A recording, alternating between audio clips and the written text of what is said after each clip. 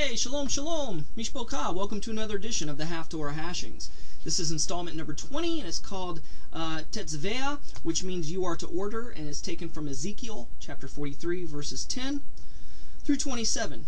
Now, the past couple weeks we've been discussing in the Torah portions about the tabernacle and the temple, and here Yehezkel, Hanavi, Ezekiel the prophet, tells us that not only the temple is to be holy, but the immediate surrounding area is to be holy as well. And since there is no temple standing, which a functioning temple, a temple standing, and the prerequisites, for sacrifices such as the temple and the priesthood need to be there for us to be able to fulfill the commandments of sacrifices. So we don't do those today, but we'll do those when Mashiach returns and the temple is rebuilt. But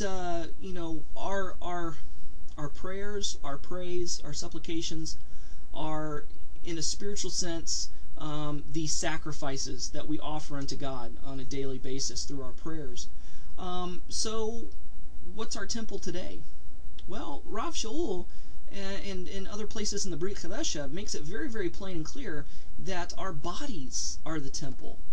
So we need to make sure that our bodies are clean and pure. How do we do that? By getting the right amount of sleep, by getting the right amount of exercise, by eating a kosher, well-balanced diet, by making sure that the things that we listen to, read, and watch and see are pure, that it doesn't pollute our thinking and our mind. I'd rather you listen to Paul Wilbur than Marilyn Manson, something like that. So to make sure that your temple is pure. What does it mean that your immediate surroundings are pure?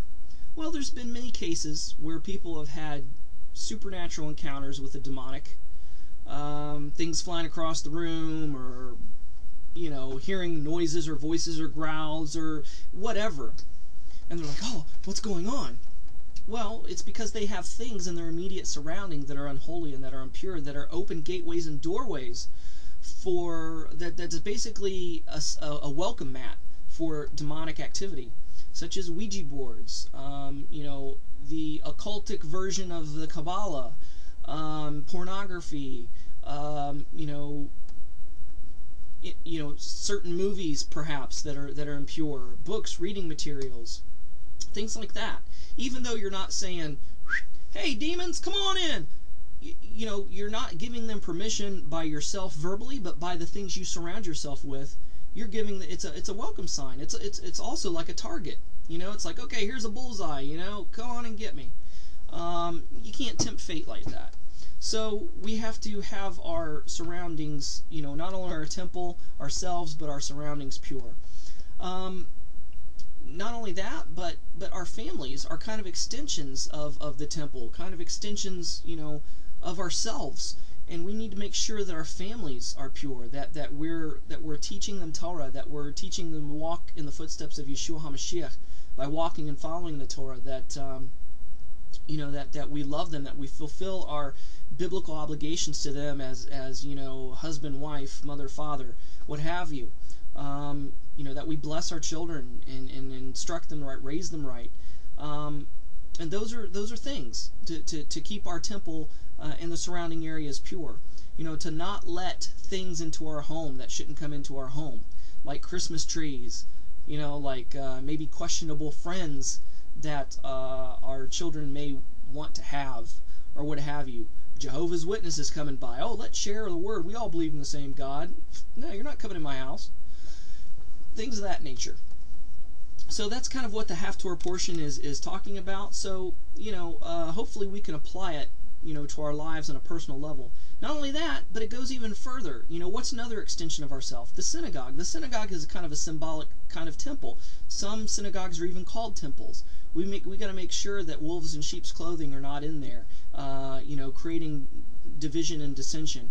We need to have checks and balances to make sure, have a Beit Din and have a rabbi that's even subject to the Beit Din, and make sure there's checks and balances, because how many churches and synagogues have fallen because of rabbis having affairs, laundering money, what have you, because the checks and balances are not in place.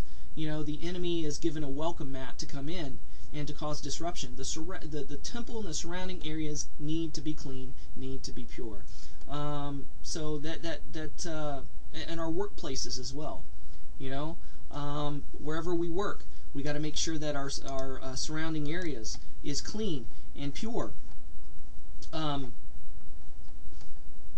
Sometimes that's really hard, but if you have a cubicle or you have a workspace, make sure that there's no calendars that have half-naked women on them.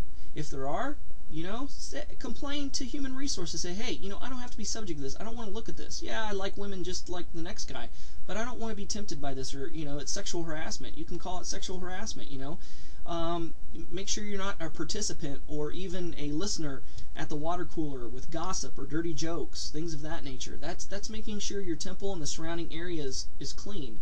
Because if you're a mobile temple, wherever you go is considered your surrounding area of temple precinct. So make sure that your workplace, your home, your synagogue, all the places that you go, to the best of your ability within your power, that those surroundings are pure. So we'll catch you on the flip side. Shalom and Shavua Tov Mishpocha. Love you guys. Bye.